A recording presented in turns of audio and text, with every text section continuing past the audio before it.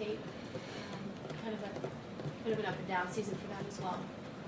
Yeah, I think that's just because they got some new players and they're trying to figure out who's going to be the guys and the connections and stuff like that, and who's going to run which concepts and which routes, stuff like that. As the seasons went on, I think they've kind of found a little bit more of an identity. And they definitely have opportunities, and they have guys that can make some plays, and obviously A-Rob is who he is. So we just got to focus on what we got to do, technique and all that good stuff, and just play hard. What's the particular challenge with Aaron Rodgers from your perspective? It's the same as it is for any quarterback who can extend plays. It's very tough to defend, like, elite receiver, really any receiver in the NFL for, it's tough to defend guys for 3 seconds. So if plays are getting extended past that, 5 seconds, 7, 8, like, that's just extremely tough. So that's the biggest challenge, but we've dealt with that quite a few times this year, so it is what it is. Are there any, Bobby Wagner was talking about how, it's a chess match with a guy like that. Just curious from your perspective, are there any plays that stand out in your mind when you've played against him where either you went like, dang, I can't believe he did that, or the other way, hey, I tricked him into doing something that he didn't want to do? Yeah, there's been times like that, but in the past he's had a true number one receiver who I've been matched up on for most of the game, so it's been a little bit different. Yeah, that's all. I mean, it's just been different. And then from the young receivers, Christian Watson, a couple other rookies they have on there. They good. They can make some plays. They've made some plays throughout the year. Got some speed. A couple of them got some nice speed on them. Yeah, obviously they have pretty decent size, especially Lazard. He got some good size. They can run some routes across the middle, and they can just do it. They can do a few things. They still kind of working through it and growing and finding that identity, but yeah, they can make plays. They have made plays throughout the year. I think y'all have seen just what we've seen as well. So. What was your? It feels like years ago at this point already, even though it was not. What was your reaction to the team adding Baker and that kind of crazy week that you guys experienced last week? I don't know. I don't know if I really had like a reaction, to be honest. I mean, I had to go about business as usual. Glad that he was able to come in and lead us to a win. That was cool. That was dope. I don't know if many people are fans of Thursday night games. So there's that.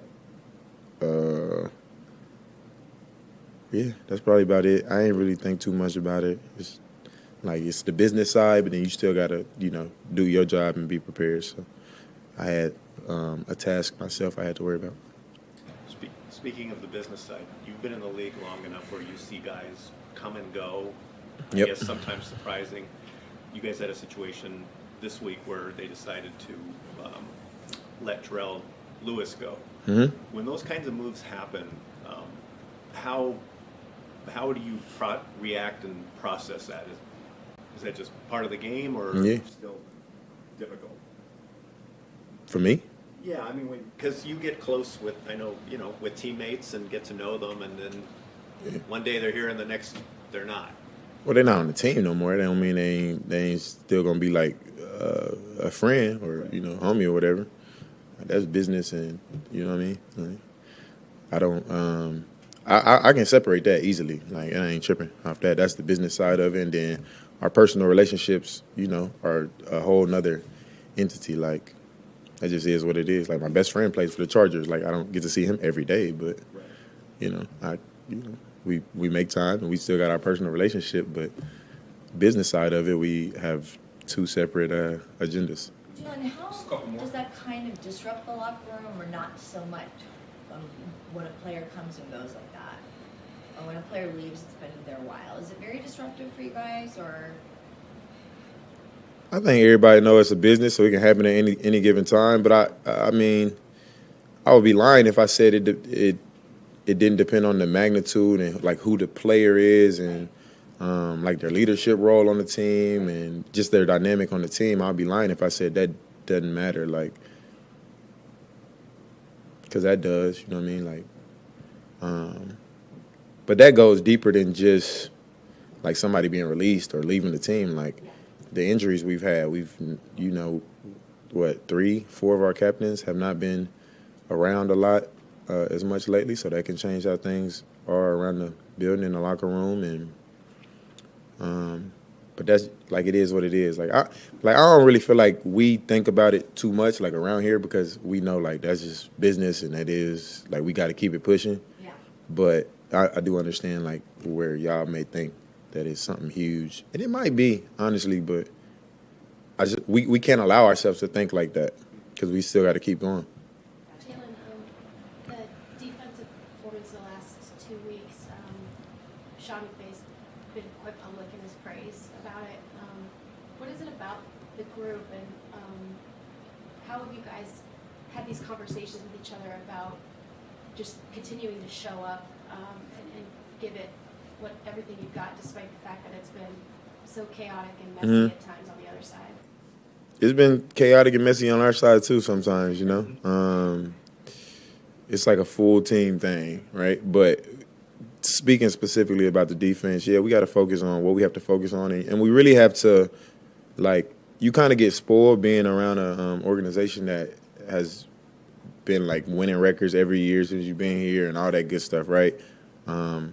And sometimes in the midst of that, you'll fall in love with the results. Like you always getting that result. So you like fell in love with, oh, we winning all the time. I'm falling in love with this result instead of falling in love with like the process and everything that goes into it, all the hard work and dedication and sacrifice and discipline and all the stuff that goes into it.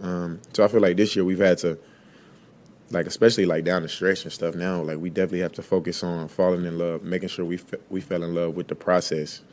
And that doesn't change, like continuing to work hard and do all those things I just named, regardless of the outcome that we may get, whether it goes in our favor or it doesn't go in our favor. We got to maintain and stay focused on that because when you do, like, you'll get the result at some point. It might not be, like, instant. It might not be right when you want it, but at some point it'll pay off, like you continuing to do all the things that make you better and make you grow and make you elite. So that's kind of, I think, overall, like collectively, like what we've had to focus on this year a little bit more. It's like, regardless of the outcome, let's make sure our process is going to stay the same. Let's fall in love with that part of it. If I could follow up really quickly, there are two defensive captains left on the field who aren't hurt. There's one on offense on the field who's not hurt. So have you learned anything about yourself, especially over these last couple of weeks and months, about connectivity as a leader, about yourself and how you want to lead and how you want to fill those gaps, essentially?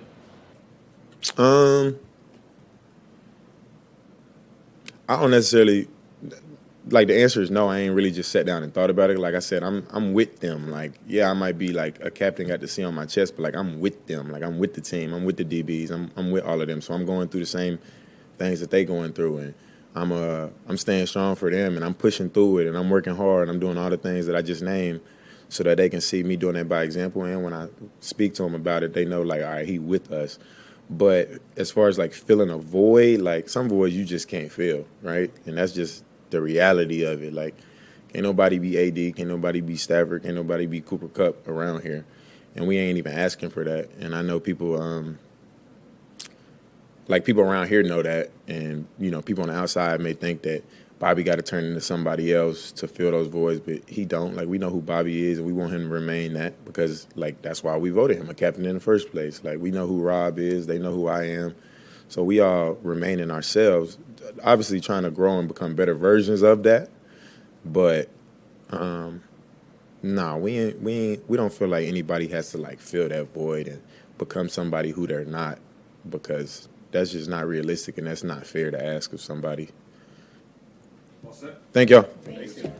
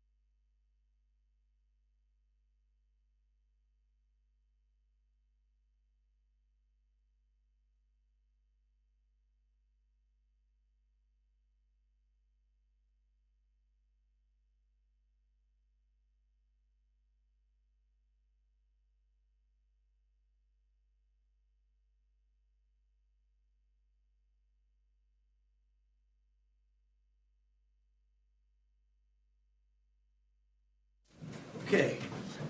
Hey, guys. All right. From a game status, Brian Allen will be questionable. Marquise Copeland will be out. Aaron Donald will be out. Traven Howard will be out. David Long will be out. And John Wofford will be out. Yeah, Sean, we spoke to Matt LaFleur yesterday. Mm-hmm. Said good things about you, but you mentioned that you guys speak every now and then. You mentioned yourself kind of going through similar situations with some of these disappointing seasons so far. How you guys been there for each other during these training times? Yeah, it's cool to have, because he's one of my closest friends, and sometimes the things that you go through, are, you can relate to one another, and we have similar values. We've been both very fortunate that things have gone relatively well, and I think it's helpful to be able to lean on somebody. Sometimes they say, misery loves company, but no, it's really just, you got another great friend that, whether it's good for them or they've had some struggles or vice versa for us, just being able to have, somebody that you can talk to that, that you've had a great relationship with for a long time, and he's handled it really well. I've said to him, I've been so impressed with just watching the consistency and the steadiness at which he's handled things, and I think it's reflected with the way that they've responded in a lot of good instances based on some of the things that they've gone through as well. But love Matt. He's a good friend of mine. Will you just have the two quarterbacks up? We will, yes. What's kind of obviously you're not coaching him, but evaluating Aaron Rodgers and what he's still capable of doing, how would you assess that? Yeah, he looks like, the amazing player that he's always been. I've always said about him, Gary, and I don't think you can truly appreciate how special he is.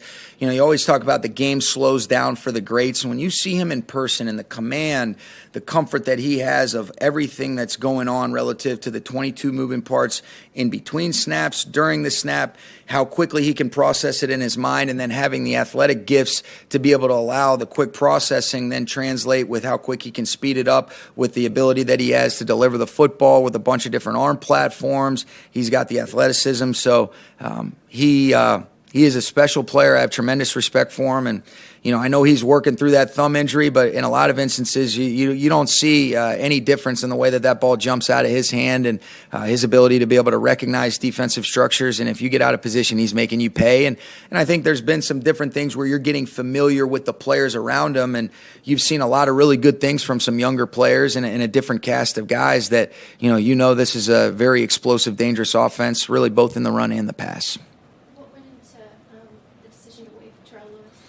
It was really exclusively just sitting down with him, kind of talking about what our plans were relative to some of the other younger guys that you're seeing at that outside linebacker position, and felt like it was going to be in the best interest for both ends. Giving him an opportunity to see if somebody else claims him, if he's going to play anywhere else for the remainder of it, and he handled it really well. It was a real credit to him, and that was kind of what it boiled down to. Yes, it is. I think that's the most challenging thing about any of it, Maria, is just, how many moving parts, whether it be good or for, some challenging reasons that, whether it be players, coaches, different things like that. And so, there's so much time that's spent, where you're doing things with people that you really care about. You're building and developing relationships, and you're going through the ebbs and flows that, a football season takes you through. And, seeing players, have to overcome the injuries or having to make some of those tough decisions, I would say, is no doubt the worst part of this job. Sean, having released Hollins and now Lewis, is that a testament to just how irreplaceable a guy like Von Miller is, or is that just you just need better production from that position? Yeah, I think when you talk about Von, I mean, he's a first ballot Hall of Famer. He is in a class of his own that's kind of been earned. And, really in both of those instances as it relates to Justin, and both Terrell, you're talking about really some younger guys that are getting opportunities. The Michael Hoyts, Daniel Hardy actually being able to get out there and play. Leonard Floyd has been a consistent, production guy for us and the energy that he brings. And so, when you look at it, just continuing to see, I thought Keir Thomas really did some good things against the Raiders. And so it's really really about the evaluation, and this season has entailed a little bit different approach relative to kind of just where we're at and being able to, I don't know if you'd say it's a luxury, but, get an opportunity to evaluate some things that typically hasn't been presented for us. And so that's kind of what went into it. But to say you're going to replace Vaughn, I don't think anybody ever had the expectation that somebody was going to do that. And, that's a credit to Vaughn more than anything else, and not a negative for those guys.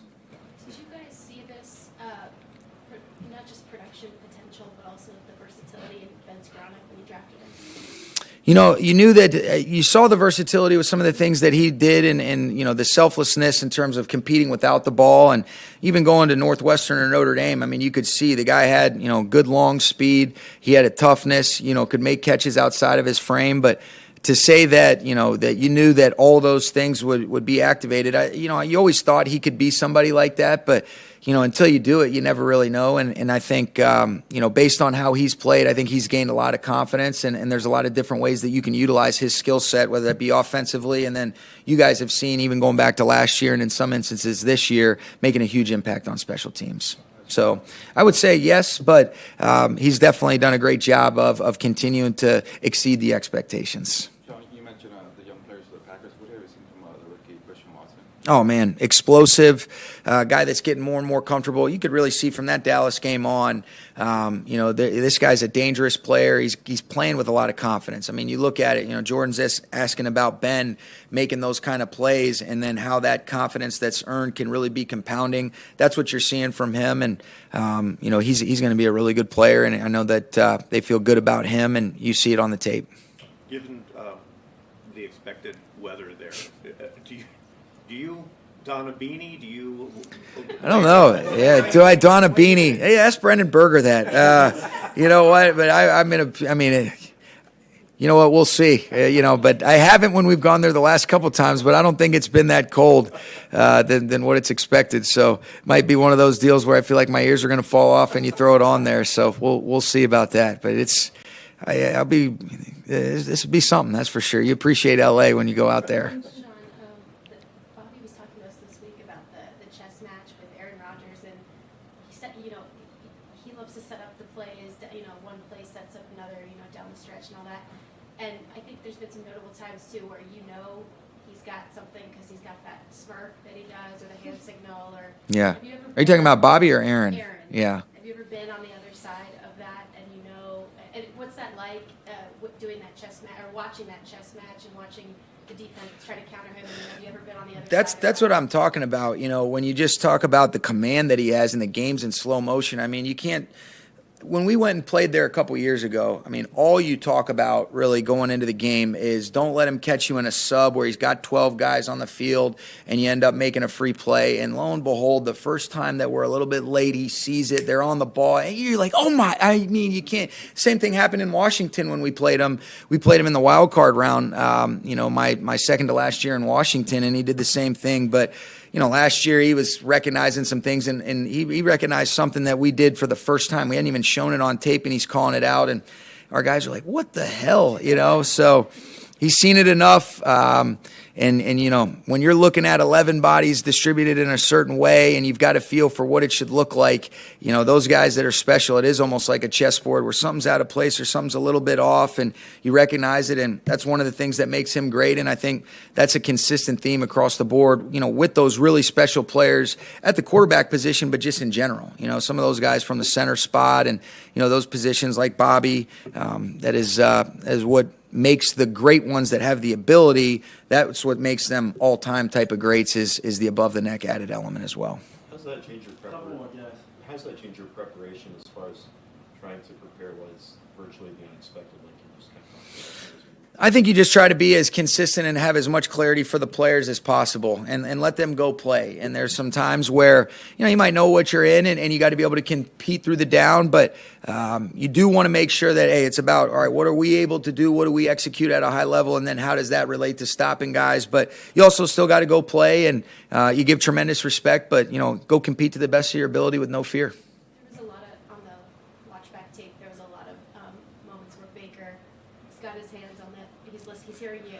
Yeah. He's looking down on the field and really trying to process it. That's probably because the Raiders fans were so loud, And I'm wondering, like, did he give you any feedback about what it was like having you in the set? And then you mentioned earlier this week about giving him necessary information. Yeah. Does that come into play when you're in the set like that? Yeah, it does. I mean, I think, knowing how much time you have to communicate, I've been around certain quarterbacks that, hey, give me the play call, stop. Other guys say, hey, I can kind of tune you out, and you might say something that triggers something. And so it's totally at the preference of those guys. And, we'll continue to have that, that dialogue.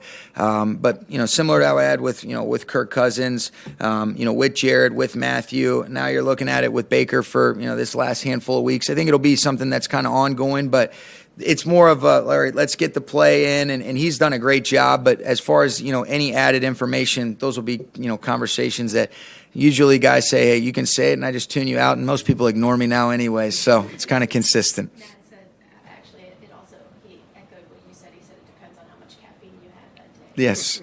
See, they say that behind my back, not to my face. All right. Thanks, guys.